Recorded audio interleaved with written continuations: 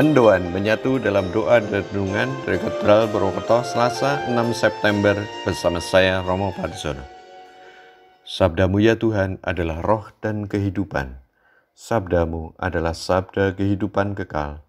Kini kami merenungkan sabdamu dalam Injil suci Lukas bab 6 ayat 12 sampai dengan 19. Sejenak kami hening menyadari kehadiranmu yang bersabda kepada kami. Maka bersabdalah ya Tuhan, hamba-Mu mendengarkan. Dalam nama Bapa dan Putra dan Roh Kudus. Amin. Tuhan bersamamu dan bersama rohmu. Inilah Injil suci menurut Lukas. Dimuliakanlah Tuhan. Sekali peristiwa Yesus mendaki sebuah bukit untuk berdoa. Semalam-malaman ia berdoa kepada Allah. Keesokan harinya, ketika hari siang, ia memanggil murid-muridnya dan memilih dari antara mereka 12 orang yang disebutnya rasul. Mereka itu ialah Simon yang diberinya nama Petrus, Andreas saudara Simon, Yakobus dan Yohanes, Filipus dan Bartolomeus, Matius dan Thomas, Yakobus anak Alfeus dan Simon yang disebut orang Selot, Yudas anak Yakobus dan Yudas Iskariot yang kemudian menjadi pengkhianat. Lalu Yesus turun bersama mereka dan berhenti pada suatu tempat yang datar.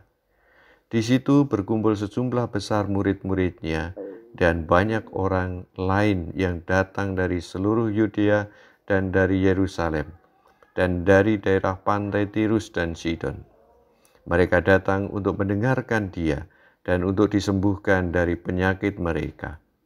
Juga mereka yang dikerasukan roh jahat mendapat kesembuhan. Dan orang banyak itu berusaha menjamah dia, sebab daripadanya keluar suatu kuasa, dan semua orang itu disembuhkan. Demikianlah sabda Tuhan, terpujilah Kristus.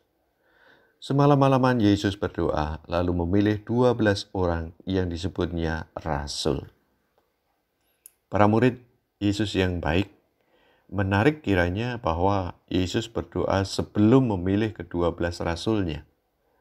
Namun kiranya kita bisa bertanya, apa yang menjadi urgensi pemilihan 12 orang tersebut? Untuk itu kita bisa membaca dalam kisah sebelum-sebelumnya. Sesudah lepas dari pencobaan iblis, Yesus ditolak di Nazaret, tempat ia dibesarkan.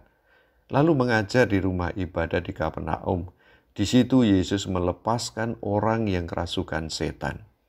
Yesus menyembuhkan orang kusta dan lumpuh. Pemungut cukai, Lewi mengikuti Yesus. Karya penyembuhan Yesus bertatapan juga dengan ketetapan hari Sabat. Karya Yesus dipersoalkan oleh ahli Taurat dan orang-orang Farisi. Apa yang ingin saya katakan dengan mengutip ini?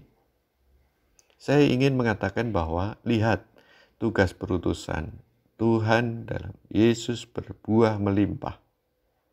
Banyak orang membutuhkan pelayanannya. Sekaligus pelayanan itu mendapat penolakan dan dipersoalkan oleh ahli Taurat dan orang Farisi. Singkatnya, Yesus membutuhkan orang-orang yang berkenan bekerja sama dengannya. Oleh karenanya, dia memilih 12 rasul.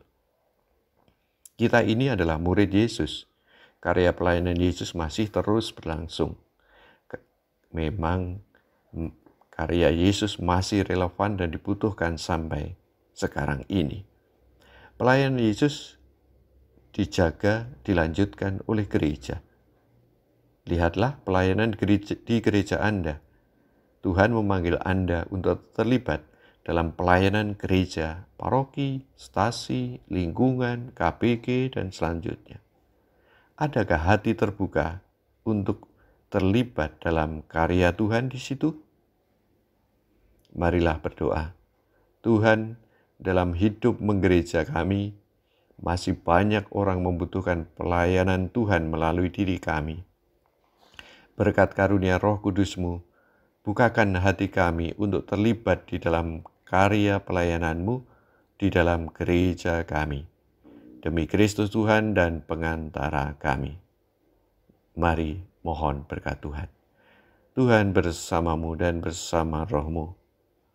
Allah yang Maha Kuasa dan Maha Baik senantiasa memberkati kita, Bapa dan Putra dan Roh Kudus. Amin.